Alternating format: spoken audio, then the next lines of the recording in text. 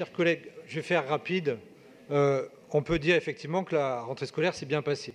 Et elle s'est bien passée probablement parce que les services de la ville ont bien travaillé, mais aussi et surtout parce que l'éducation nationale est une priorité du gouvernement. La loi pour l'école a été votée avant l'été. La priorité a été donnée à l'école primaire. L'instruction obligatoire dès 3 ans est acquise. Et le dédoublement des classes de CP et CE1 en zone REP et REP+, a été déjà constaté depuis 2017 comme une réussite. À Paris, vous l'avez dit, c'est 203 classes qui sont dédoublées, situées dans 103 écoles parisiennes. Au collège, le dispositif Devoirs faits se poursuit et rencontre la satisfaction à la fois des élèves, des parents et des enseignants. Et tout ça va continuer. Le projet de loi de finances de 2020 qui est en train d'être discuté prévoit une hausse de plus de 1 milliard d'euros pour l'éducation et la jeunesse, dont 80% d'ailleurs pour les rémunérations et les primes des enseignants.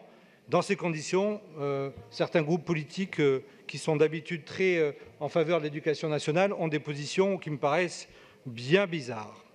Le budget est aussi en légère augmentation pour l'enseignement supérieur. Et enfin, toutes les classes de grande section de maternelle seront plafonnées à 24 élèves à la rentrée 2020. Alors évidemment, ça c'est la réussite globale et la ville de Paris l'a accompagnée. Pour autant, vous l'avez dit à plusieurs reprises, on a moins d'élèves cette année que les années précédentes, 1 400 de moins, 13 000 depuis 2010. Et si on met en avant la question du logement, la question du développement d'Airbnb, le prix du mètre carré, je ne crois pas que ce soit la seule explication. Je crois que nous n'avons pas réussi, je dis nous, collectivement, à faire en sorte que cette ville soit plus facile à vivre qu'elle l'était il y a 10 ans ou il y a 5 ans pour les familles parisiennes.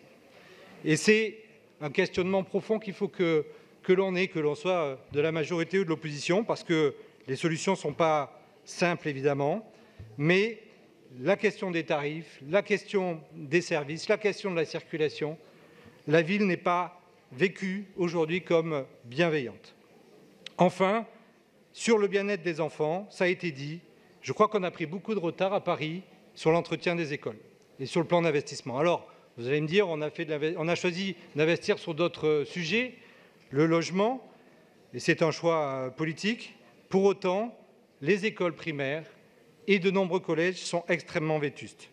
On est dans une situation assez catastrophique. C'est, je crois, à la fois un déficit d'investissement, mais c'est aussi un problème d'organisation. On est encore, sur ce sujet, victime d'une hypercentralisation de la gestion parisienne.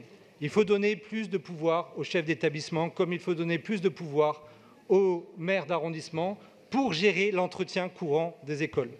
Quand on pense qu'on ne peut pas choisir de refaire la peinture d'une classe sans même qu'il y ait des travaux lourds, je crois qu'on est dans un système qui reste très incohérent par rapport à ce qui doit être.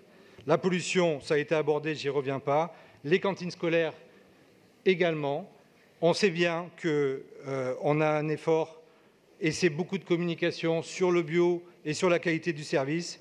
Quand on a des cantines qui sont sous-traitées au privé, comme quand elles sont d'ailleurs gérées par le public, il faut un système de contrôle des marchés, il faut un suivi rigoureux, et c'est ce qui se passe dans le 18e arrondissement. Les prestataires de restauration vous vendent du bio et ensuite achètent du bio fait à 10 000 km.